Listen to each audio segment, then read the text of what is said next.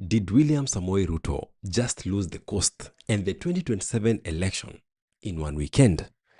Wangapi wanasema Mombasa Kasongo ende Kasongo ende Kasongo? You see, for years, the coast was actually locked. Locked by ODM, locked by Joho, locked by Kingi.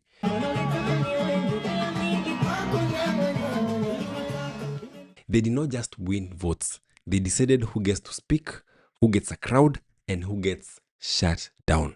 Mimi hapa ukija naja. Umeelewa? Ukija na kama ni mbaya. This weekend, Riggy Gachagua tested that lock. He landed in Mombasa, loud, armed, and uninvited. Hapa Mombasa iko wafuasi ya Riggy. Iko wafuasi ya Riggy. Wacha nione wafuasi ya Riggy. Bas. State House gave Joho and Kingi just one order. Stop him, humiliate him, prove that coast can still belong to William Samoei Ruto. Mimi ni waziri wa serikali ya Daktari William Ruto. They failed. Gachagua wasn't stopped. He wasn't embarrassed.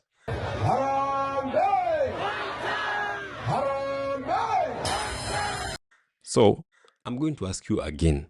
Did William Samoei Ruto just lose the coast over the weekend? Hata saa hii anasikia Riggy yako Mombasa. Anahara. Anajikojolea. Anajua tumpeleka nyumbani. According to experts, 2027 is already gone. Let's talk about it. If you love this kind of content, go ahead and like this video and subscribe.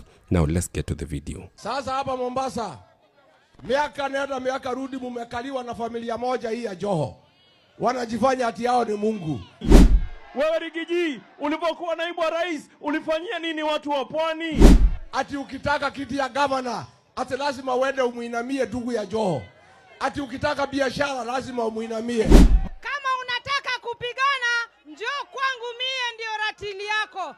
Huyu Joho ni mtoto wa Kiislamu. Let us understand why this matters. The coast region has historically been one of ODM's strongest political fortresses. So when ODM leaders speak about zoning, We are ready to die for zoning. this is exactly what they mean. Zones where people vote suti. Suit means the MCA, the MP, the women rep, the senator, the governor, the president.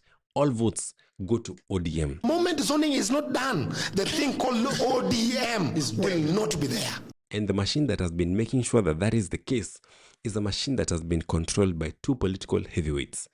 Hassan Joho, that is the former governor for Mombasa and now a current CS, and Amason Kingi, who is the former Kilifi governor and now the Speaker of the Senate. He also had a party called PA. Now he sold it to UDA, so he is now totally aligned. These two have been the biggest gatekeepers for coast politics. Sasa hapa Mombasa, miaka nenda miaka rudi mumekaliwa na familia moja hii ya Joho. Which is why Gachagua's arrival is such a dangerous development. Mimi nataka nikwambie Riggy, wewe umeulizwa maswali ya uwizi sugu ulioibia marehemu ndugu yako na familia yake, ukachukua urathi, ukafanya mali yako. Jibu hiyo swali kwanza. Because this is not just another rally. This is political penetration into enemy territory. Tumepitia hii barabara ni aibu. Imejaa maji na matope. Ati hapa ni sete ya Mombasa. Huyu gavana hakuna kazi anafanya. Riggy Gachagua arrived with a message that instantly connected. He said, I have come to look for my cousins. Mombasa hoi.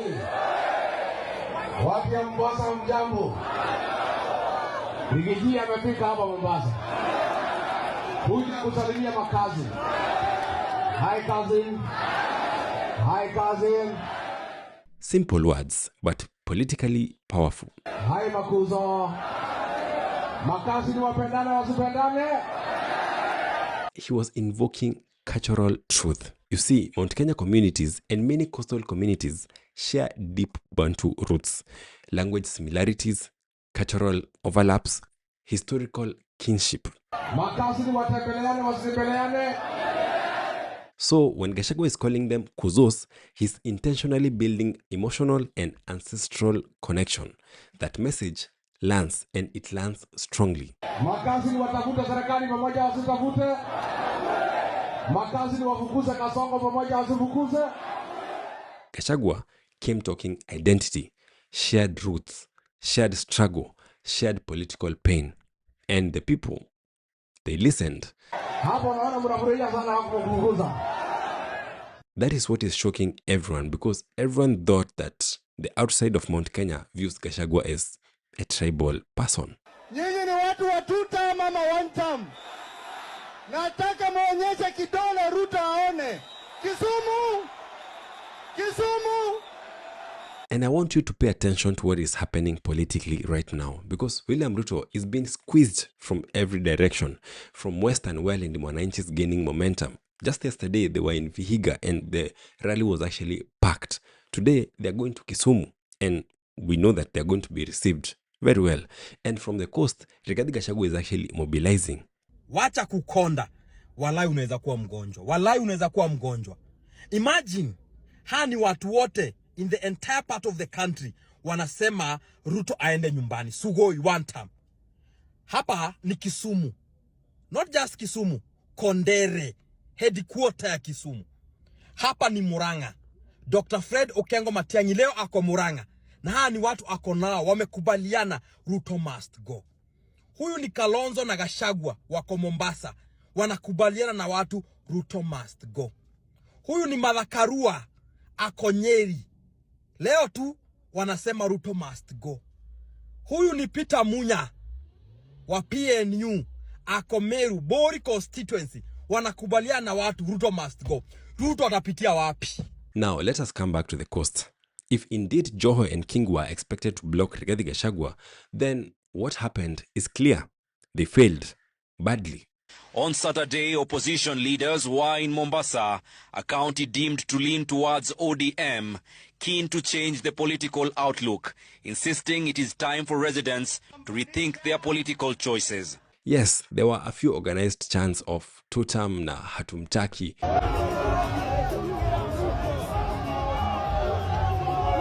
But outside those isolated pockets, the meetings were actually very peaceful, very orderly, and politically successful. Tunaweza kuwa na mazungumzo. On one condition, Kasongo. Ile vijana ya Gen Z uliua, uwafufue, alafu tunaweza ongea. Sindio? Riggy Gachagua addressed the people. He connected with the locals. And that means that the machinery that was meant to stop him did not work. Ati mtu ya kusaidia Kasongo ile ametafuta. Akisimama, ni fire, si fire. This is now the second major failure for the coastal political gatekeepers. Mimi sitambui ODM ambaye haina baba Raila Odinga. Remember, when Sifuna's team went to Mombasa, they were also expected to block them. Then they failed. Now Riggy Gachagua has come and again they have failed. UDA, Wilbaro, Wasaliti, Governor Nasir, Omar Hassan, Soprano, Nakasongo. Another major signal coming from the coast is Mohamed Jichopevu. Watch that name carefully. Hii kijana anaitwa Jichopevu, anatosha atoshi? Apewe asipewe? Ainuliwe asiinuliwe? He is increasingly emerging as a serious political force in Mombasa. Nasikia soko imesafishwa juu tumekuja. Kwa hivyo tukuje kila siku. Ndio wasafishe soko. Mpaka 2027. Tuchukue uongozi. Tuwafunze kazi. Wajue safari hatutaki mchezo. Harambee! Harambee! And what makes his rise significant is this. He was once UDA. He was elected under UDA as the MP for Nyali. He was inside the system. He saw it from within and then he walked away. Ile mambo tuliambiwa bottom up imegeuzwa imekuwa top up. Mumeipata hiyo? He simply realized that everything that Ruto had promised during his campaign was actually a lie. Ile tuliambiwa pesa mfukoni. Tulidhani hii pesa itafika kwa mtu wa bodaboda, mama wa soko, vijana. Badala ya pesa kufika mfukoni, tunaona vijana wameshikwa na wamama wameshikwa miguu, wameinuliwa, suruali inatingizwa, ile shilingi ya mwisho inatoka. Si namna hiyo? Now he's aligned with Kalonzo Musyoka's Wiper movement, part of the one-term brigade. Hata hapa Mohamed Ali alikuwa mtu yangu ya DCP, lakini tumekubaliana na my cousin hapa asimame na wai.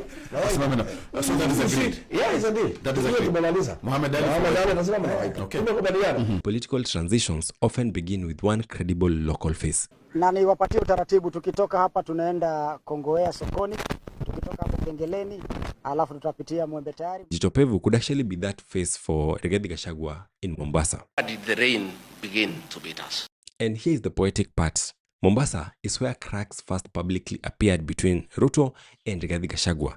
President William Ruto and I were the darling of the Kenyan people. By listening to them, by engaging them. This is where, while he was still the deputy president of Kenya, Gachagua started questioning the president.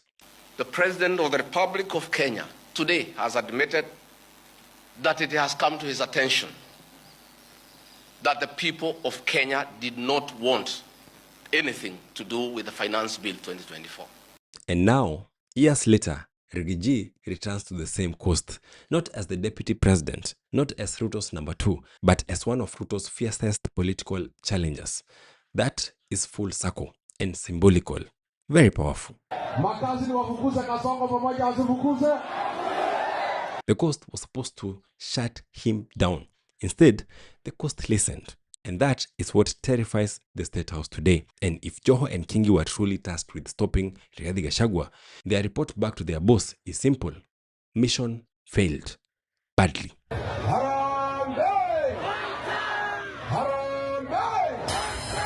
So, do you think Riggy Gachagua is genuinely making inroads at the coast? Or is this just political excitement that won't actually last? Comment below and do not forget to subscribe.